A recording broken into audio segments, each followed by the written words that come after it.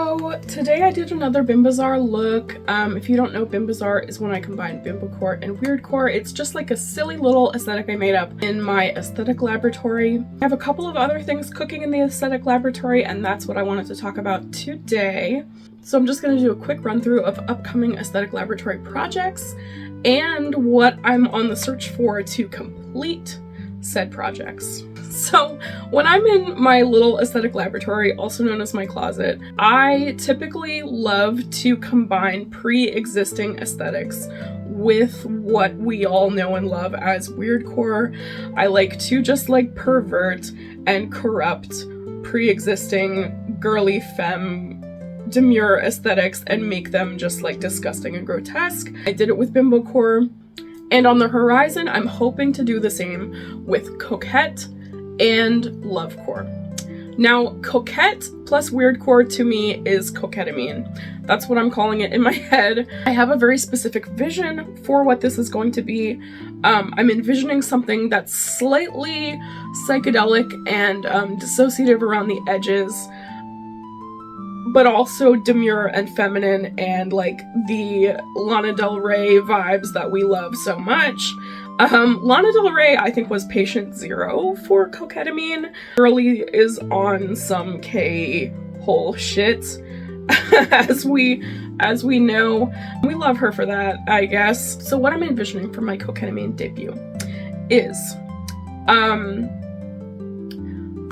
there is a beautiful company called Kikolo Designs that I adore. I have several shirts from them already. One says, I only think about sex and death, which I think is like borderline coquettamine, like that could work, but I was using it for Bimbazar, so I don't want to repeat myself. But there's this one shirt of theirs on their website that says extreme fear of abandonment, and if that's not coquette girly, I don't know what is. So I'm actually thinking of getting it like quadruple XL and having it be like this very chic long t-shirt dress. And I'm kind of thinking of having some like weird little bloomers peeking through underneath to kind of give it that like waifish coquette thing going on. However, like kind of just like white plain bloomers don't seem quite psychedelic and strange enough. So I have to figure out the perfect combination of coquette and weirdcore in a pair of bottoms to pair with the t-shirt dress. Like, I wish I could sew so that I could make bloomers in kind of like a swirl, crazy hypnotist swirl kind of pattern, you know, something like that. I can't sew yet. I'm working on it. I have like all of these like crazy design ideas that I like want to get going, but you know, my skills just do not permit my creativity to run rampant like a stallion, so I'm working on it. I'm at the drawing board on the bottoms, but I'm thinking of something. Also, for this coquettamine aesthetic, I'm on the lookout for accessories. I think kind of like a strange little necklace would work really well. I also definitely want to use some of my strange little buttons, like this Precious Moments button that says Love Goes On Forever. I think that would look really cute on a big t-shirt dress, or like on, you know, a slouchy beret that I have on or something. I also have a Nancy Sinatra fan club member button. Nancy Sinatra was kind of like Coquette #1, so we've got to pay our respects to Nancy. Support mental health or I'll kill you. I think that just is really fun and funny and like kind of sums up like this kind of like BPD soaked aesthetic. And I say that with love, like I'm technically diagnosed, so you know, I'm right there with ya. And then I have Life is the True Acid, which again kind of speaks to the dissociative, psychedelic nature of like what I'm getting at. So see, it's all coming together. It's all gonna come together into one delicious, cohesive aesthetic and outfit, and I can't wait. Now, for the Lovecore perversion, I want to pervert Lovecore into love-is-weirdcore. As we know, love is weird, and I want to make Lovecore into like a really grotesque kind of like monster love situation.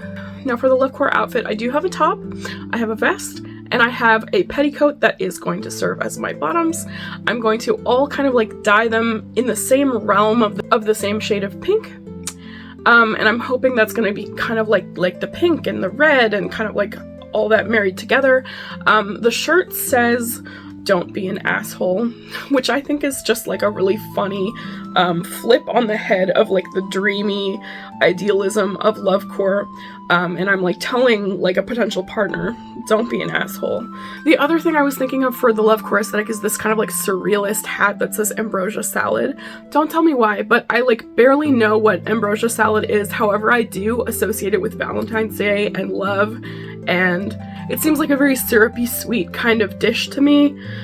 So I thought it would work well for the Lovecore aesthetic, but like this baseball cap, like I'm not really sure, like I might like use it for something else, but I'm not really sure a baseball cap kind of like gives Lovecore enough. So let me know what you think. I like this hat. I just don't know if it would work for this particular project. So I don't know. I'm still at the drawing board on the Lovecore aesthetic, but hopefully that will be debuted in February for Valentine's Day. So be on the lookout. Stay tuned.